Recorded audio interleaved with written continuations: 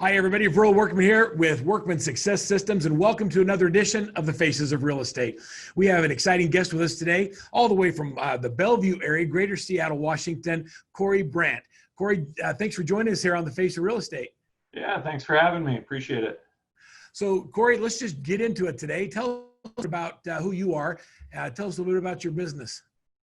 Well, I'm a dad of two boys and been at this about 20 years, was an engineer before that for a decade. Literally just said, see you guys, I quit. I'm going to go be a realtor.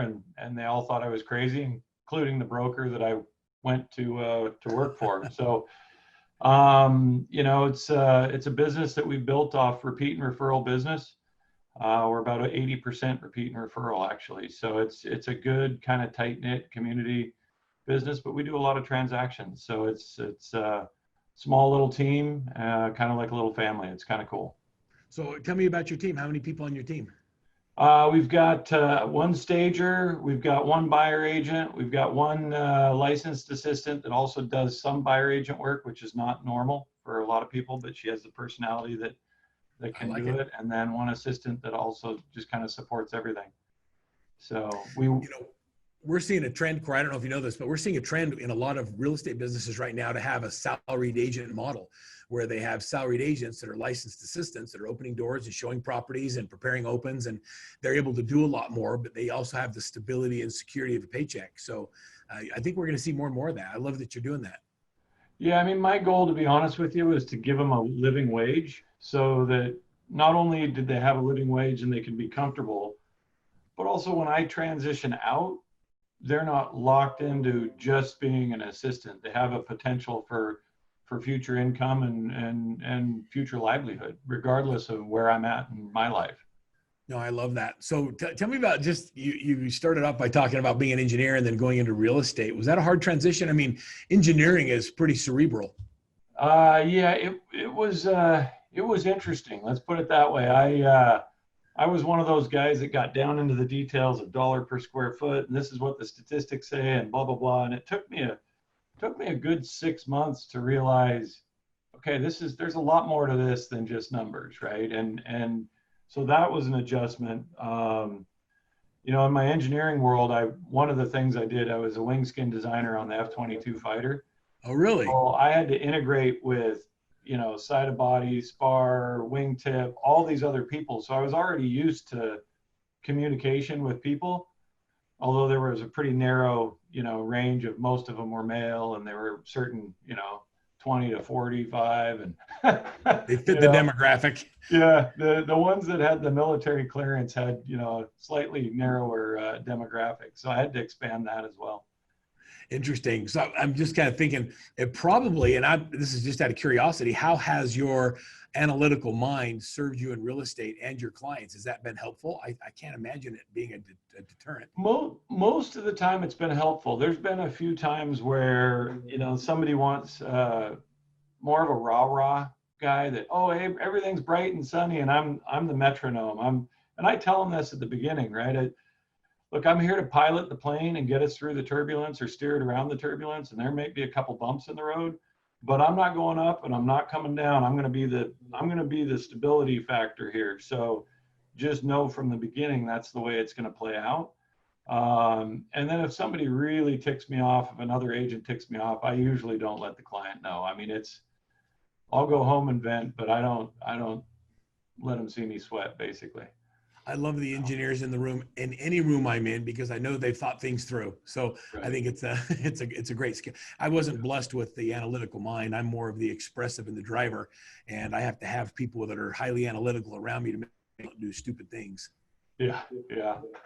So tell us. So you live in a place called Sammamish. It sounds like a place to get a great burger. Yeah. There's not many restaurants here. This is just kind of a bedroom community.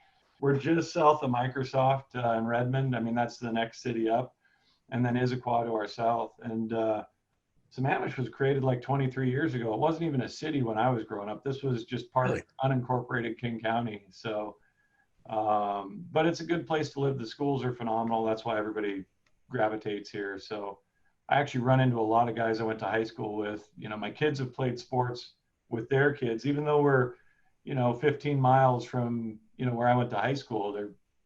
Everybody's moved out this direction. Isn't that fun though? Yeah, it's really cool. It is really cool. It gives you a basis for relationships. And my kids have friends, and I was friends with their parents in high school, and we live in the same community, and it's just kind of fun. Yeah. Yeah. And now they're old enough, the oldest can go to a bar. The youngest is almost there. Yeah. At least legally. So are your kids going to be coming into real estate? Is that on the horizon for either one of them? No, one's comp sci and the other one's doing civil engineering. So the youngest I could see potentially pivoting at some point, but I think he's going to do the civil route for a while and then figure out what his path is. Yeah, you got to let them figure it out. You want them to get out in the world to work and make a difference and see what it's like before you teach them how to make some real money. Yeah, exactly. Exactly. So does where you live look anything like this background? Because this is beautiful. Yeah, so that background is actually the top of Guy Peak. So down kind of right, can barely see it there on the corner. I built two townhomes down there, two townhome buildings, 4 units. That's the local ski area down there. So Snoqualmie Pass. But yeah, it looks pretty similar. I'm out overlooking Lake Sammamish, actually. Oh, well, it's beautiful. Do you ever strap on the boards and go ski? Yeah, it'd be awesome. But, they shut us down early with COVID, right? So, we did the Powder Highway this year and then we were done. We had amazing snow in Salt Lake this year and everything got shut down early too. So about the time I like to go skiing, and during spring skiing, everything was closed. Yeah. We did some hiking and ski, but that was about the extent of it once it closed down. Well, it's a beautiful place. So I'd like to let's kind of get into a little bit about your giving and what you do in your community. How do you serve? What are some of the things that you've chosen to do as an individual and as a business? Well, we do client events, client parties, and what we were doing for those is we were asking people to bring school supplies, and when we did one at Christmas, we did the toy drive and that kind of thing. And then when COVID kind of hit, and I realized how many people were hurting, we actually did some food drives. We tried to fill the truck. I've got a 16-foot box truck. We got a lot of people that turned out. I told them if they donated cash, I'd match the cash. So, we got a truckload full of food. We raised over $10,000 just on that one event. Wow. And then, kind of as it was going, I had sold one of the plats I was working on, and I wasn't as hurting for cash as a lot of agents in the business, a lot of people. And so to give back, we just said, you know what, we're going to start giving 25% of our commission to a couple local charities. And, we were going to only do that for 60 days, and we just keep extending it because there's still a need. A lot of that's been hidden now because there's so much other news out there, but there are still a lot of people looking for their next meal. So, so we've been donating to the food bank. We've been donating to a place called Eastside Baby Corner, which helps, basically helps young moms, get diapers, get things for their kids. And we've been donating to Sophia Way, which is essentially a transitional housing for abused women, keeps them off the street. And it's all demographics. I mean, it's hitting the entire community. So that's really impressive. It's actually humbling. We've had a few guests on the Faces of that talk about giving back and coming up with an amount or a number they'd like to share. And I've heard 10%. A lot of people look at it as their tithing. They want to tithe, and so they've come up with their 10% that they give back. I think that's, and I don't really care if it's $25 or 10% or 25%. I think it's really cool that you've made such a significant contribution. Do your team members participate at that level too? Not at the same level. They're a little tighter on cash than I am, but they are contributing, and they're right there on the front lines for the food bank and all that. And, so those kind of things are definitely right there. Yes, I'm curious how you selected the food bank and the Sophia's Way and the what was the other one? The Eastside Baby Corner. Yeah, how did you select those groups? What was the process you went through? Honestly, a little bit got back to the engineering, right? So it's Northwest Harvest was the food bank we selected, and we selected Northwest Harvest specifically because, and I didn't even realize this, and as a local, I had no idea. I'd heard their ads and all this other thing for 50 years or however long they've been around. That's how long I've been around. I didn't realize that they truly are like the Northwest Harvest. They distribute to a number of food banks. So they're getting it to areas that are really impacted and the areas that feel, that have the greatest need.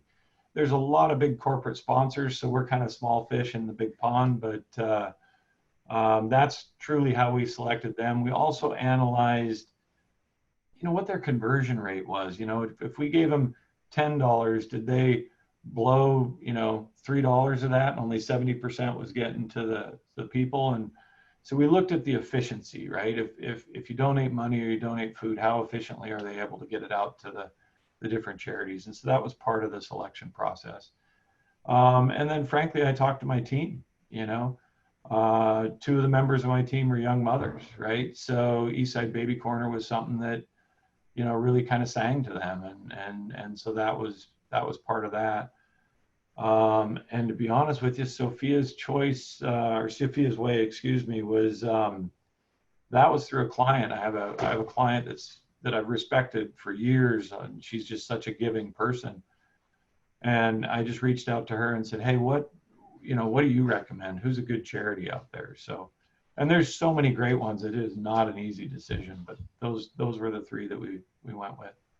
So how important is it as a leader to get your team involved as opposed to just doing it yourself? I mean, why is that important to you? I guess because we're kind of like a little family, and communication, and, we're telling our clients, hey, I'm training the team, hey, we've got to communicate.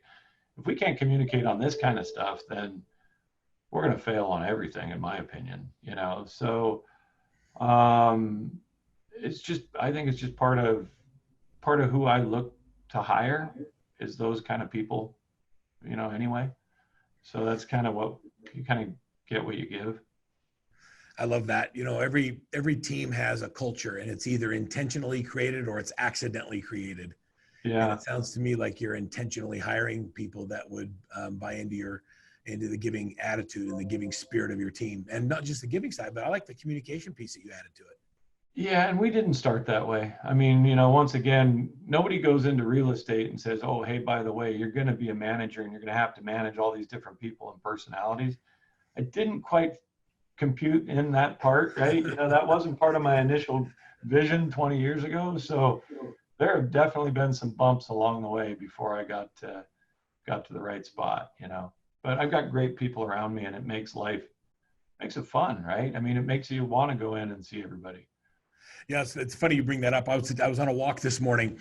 I walk with some old guys in my neighborhood. They're all 80, and they've taken me on as their summer project. And so every morning we social distance and we walk. This morning we did about 6 miles, and they were talking about real estate agents. And they asked me, they said, now who usually gets in real estate? Is it the people that really love houses? I just thought, yep, but it's not, those aren't the ones who stay. Right. They love houses and they love people. And so is that why they do well? And it's the ones who figure out how to actually prospect and take care of people and become experts that have staying power. And I'm adding to that I believe it's those who give are the ones who have the greatest opportunities in this business. Yeah. Well, and the other thing, honestly, in my business, I always took care of my clients, right? I always told them, if I don't believe in the house, you're going to know it. I mean, flat out, it's not worth me selling you a house I don't believe in. And there's been times where I've argued with them, like literally, do not buy this house. So in fact, years ago, I had one guy call me up and he said, I'm sorry. And I'm like, seriously? And he goes, yeah, he goes, I got to sell the house. And he goes, I know it hasn't been 7 years, and I got you have to sell it for me anyway. Because I told him, I said, whatever you do not call me for 7 years, because you're going to lose your shirt if you buy this house. Oh, no.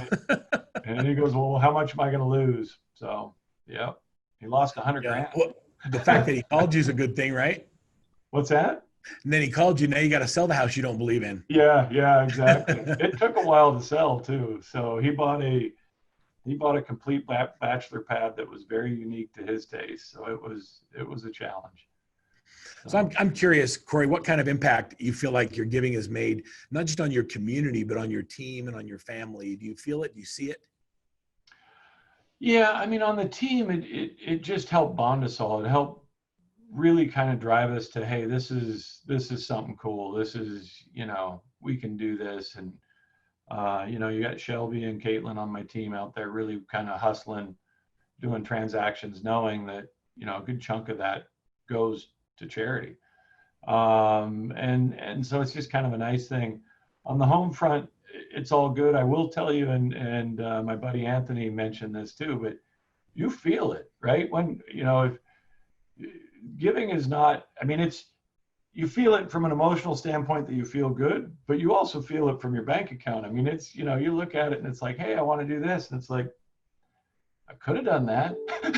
Right. You know, so you're definitely, there's an opportunity cost. I mean, you know, you're giving, but it's not free. I mean, there's definitely an impact.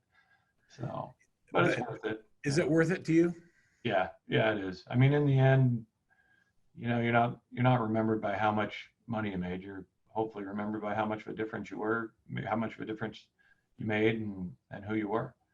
Yeah, the impact we make on our families and the people we serve is really how I believe we're going to be measured. So as we wrap this up today, I'd love to know, there's a lot of agents and brokers who want to know, how do I start? How do I give back? I can't afford to do 25%. What would you recommend to them? You know, honestly, like when I worked at Boeing, I always took 4% and put it into the 401k, and I never saw the money. And I think that's what you have to do, not only with your savings so that you have a future, whether it's reinvesting in real estate or the stock market or whatever, but also do that with your giving. Just carve out. I did the same thing. You know, we used to give to the United Way, and it was just a specific amount of each check, and we just sent it off.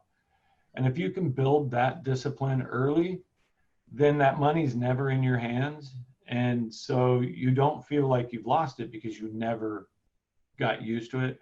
Look, you're going to increase your spending to whatever you give yourself to spend. You know, if you're making 100 grand, you're going to need 99,000 of it if you're using it all, right? So, but somebody on 30 grand still getting by. And that's probably a terrible example, but I know what you mean though. You got to pay yourself. You got to take. So I tell people they should take it out for their savings. They should take out their giving. Yep. And then what's left is what they should build their budget around. Yeah, I agree 100%. And sometimes when you're first starting, that might not be feasible, but it should be fairly quickly. You know, I mean, you should get to a point where you can get that going within a couple of years. Yeah, as salespeople, we always think we can make it up on the next sale, right? Well, I'll do it on the next sale. I get this. The next sale's around the corner. Yeah. So your recommendation is to just start small, do something when early on, you carve it off before you get paid, and act like you never had. I love that. Yeah. That's not the way I did it. I mean, we used to just do, at the end of the year, I just used to write big checks. You know, Child Haven was the one that I used to write big ones too, and they're still on my list as one of the great charities up here. But you know, this is actually the first time we've done it incrementally, and it's a good way to go. It keeps you disciplined. Well, I appreciate all you do for your community, for your team, and for your family. On behalf of the Faces of Real Estate and all of us at Workman Success Systems, thanks for being part of the Faces of, and I wish you continued success as you continue to make a difference in the lives of the people you serve. Cory, thanks for being with us today. Yeah, thank you. I appreciate it.